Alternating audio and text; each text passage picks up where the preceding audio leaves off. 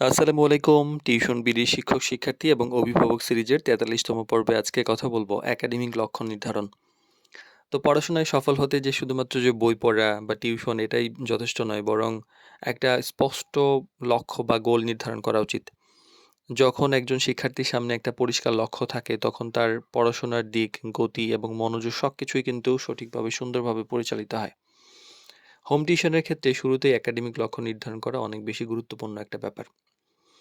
লক্ষ্য না থাকলে কিন্তু আসলে দিকটা হারিয়ে যায়। যদি লক্ষ্য নির্ধারণ না করা হয় তাহলে কি পড়তে হবে একটা অস্পষ্ট থাকে, নিয়মিত পড়া হয় না, পড়াশোনার যে ধারাবাহিকতা সেটা নষ্ট হয়ে যায় এবং অগ্রগতি যে হয়েছে সেটা মাপা কঠিন হয়ে যায়। তাই লক্ষ্য থাকলে পড়াশোনা একটা নির্দিষ্ট পথে এগায়। আর বাস্তবসম্মত একটা লক্ষ্য নির্ধারণ করুন। যে অনেক সময় হয় কি যে এমন একটা লক্ষ্য নির্ধারণ করা উচিত, মানে যেটা অর্জন করা সম্ভব। মানে দুর্বল শিক্ষার্থীর জন্য ধীরে, ধীরে উন্নতির একটা ব্যাপার থাকে। ভালো শিক্ষার্থী যারা আছে, যারা একটু শার্প, তাদের জন্য উচ্চ ফলাফল বা প্রতিযোগিতামূলক একটা প্রস্তুতি নেওয়া উচিত। অবাস্তব লক্ষ্য বা চাপ তৈরি করে বাস্তব লক্ষ্য কিন্তু একটা উৎসাহ দেয়।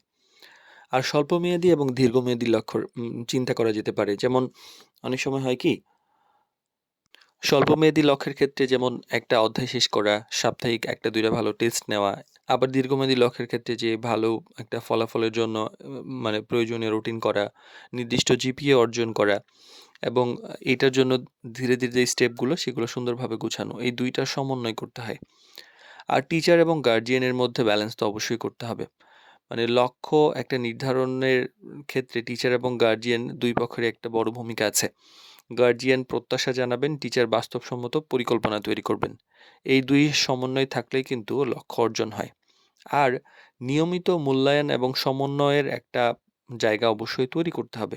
একটা লক্ষ্য নির্ধারণ করলেই যে শেষ তা নয়, বরং মাঝে মধ্যে এটার মানে কতটুকু অগ্রগতি হচ্ছে, মানে কোথায়, কোথায় কি পরিবর্তন দরকার, মানে প্রয়োজনে লক্ষ্য একটু পরিবর্তন দরকার বা রুটিন বা সিলেবাসটা এদিক সেদিক করা যেতে পারে।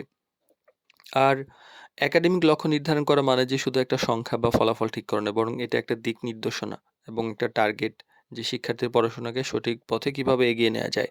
সঠিক লক্ষ্য থাকলে হয় কি, একটা টার্গেট থাকে, এটা অ্যাচিভ করার মানসিকতা থাকে, মনোযোগ বাড়ে, সময়ের সঠিক ব্যবহার হয়, ফলাফল উন্নত হয়, একটা মানসিকভাবে একটা চাপ থাকে এবং সেটা মানে পূরণ করার জন্য একটা ইয়া থাকে। তো আমাদের আসলে গোল যদি স্পষ্ট না থাকে তাহলে কিন্তু আগানো সম্ভব হয় না এবং এটাই সব জায়গায় সত্য যে স্পষ্ট লক্ষ্যই কিন্তু সফল পড়াশোনার ১ম ধাপ।